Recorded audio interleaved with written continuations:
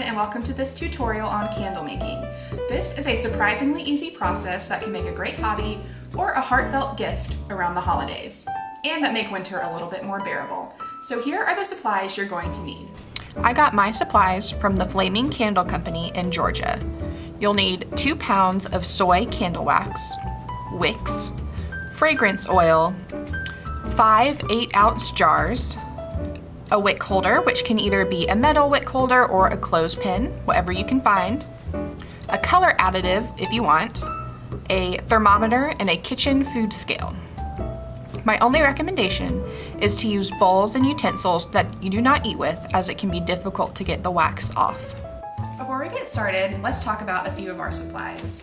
First, we're going to talk about our candle wax. I prefer using a soy wax over a paraffin wax because it is 100% vegetable based and it burns a lot cleaner. Today, I am using the Cargill C3 Nature Wax.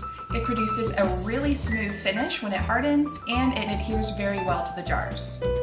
Next, we're going to talk about wicks. You can find a lot of advice online about which wick to choose.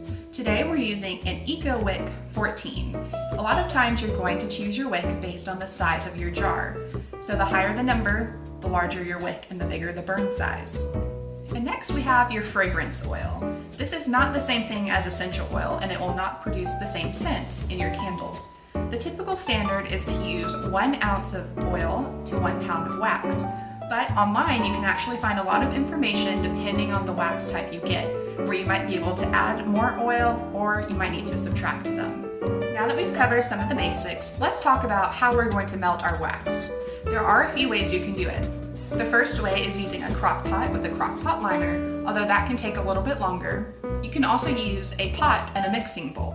But the way we're going to do it today is with a saucepan and a wax pouring pitcher. Alright, so now I've gone ahead and started the setup. I went ahead and filled up about 1 to 2 inches of water in my pan, and now I'm going to measure the candle wax. I have my kitchen scale right here, and I'm going to put my melting pot or your bowl on top. And I'm going to turn it on and make sure you tare it so that you're not going to have any excess weight.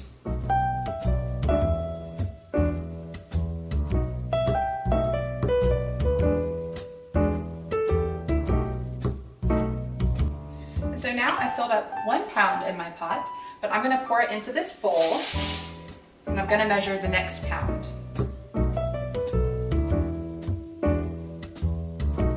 Okay, and I'm not going to pour this wax into my bowl. I'm actually going to go ahead and put it directly into my sauce pot, and we're going to bring the water to a boil. So now this is just the part where we wait. We're going to need to get that wax melted before we can pour in this wax. And once that wax is completely melted and reaches about 175 degrees, then we're going to move on to the next step. Stir your wax occasionally to break up any large chunks. Add all 2 pounds of wax slowly so it all gets melted.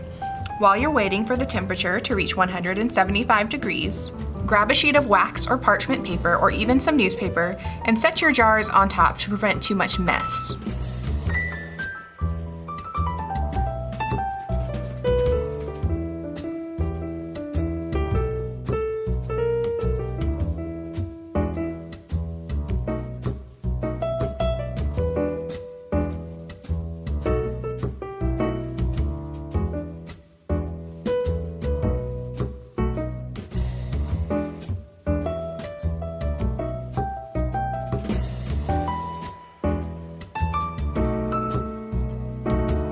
Check on the temperature of your wax again. If it's at 175 degrees, now is the time to add your fragrance oil and any color additives you want. If the fragrance is added at too high a temperature, it can be burned off, leaving you with a weak candle. And if it's too low, then you won't get a good scent throw. So go ahead and take your wax off of the heat before you add your fragrance and color. In today's case, I will be adding 2 ounces of this wonderful brandied pear spice fragrance. I am also adding a golden honey color. I like my candles to be vibrant, so I'm going to add about half of this yellow to start, and I can adjust by adding more if necessary. Stir your wax until the color dissolves, and now let the wax cool. You want it to be about 130 to 135 degrees before we pour it into our jars. Once you have some melted wax, you will want to secure your wick to the bottom of the jar. Dip the end of the wax and adhere it to the center of your jar. You can secure the wick with a metal wick holder, or you can use a clothespin or anything else that you can find. If your wick is taller than your jar, wait to trim it until the wax is poured and completely cooled.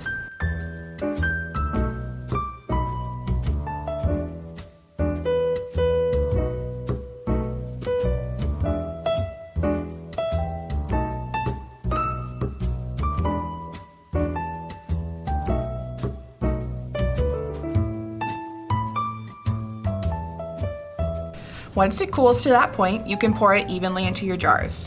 Leave them undisturbed for a few hours until they are completely cool and the wax is hard.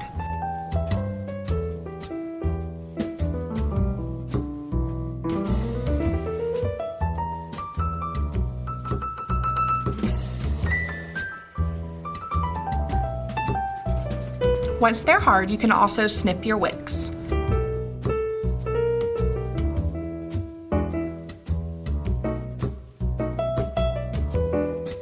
Alright guys, that was it, and that was a really simple process. And now you have 5 really beautiful candles. With these soy candles, you'll actually have to wait at least 2 weeks for them to cure, so that way you get the best scent that you can. In the meantime, you can actually make a really cute decoration using some twine or a little plant, and you can add a little gift tag as well. So, thanks for coming and happy holidays.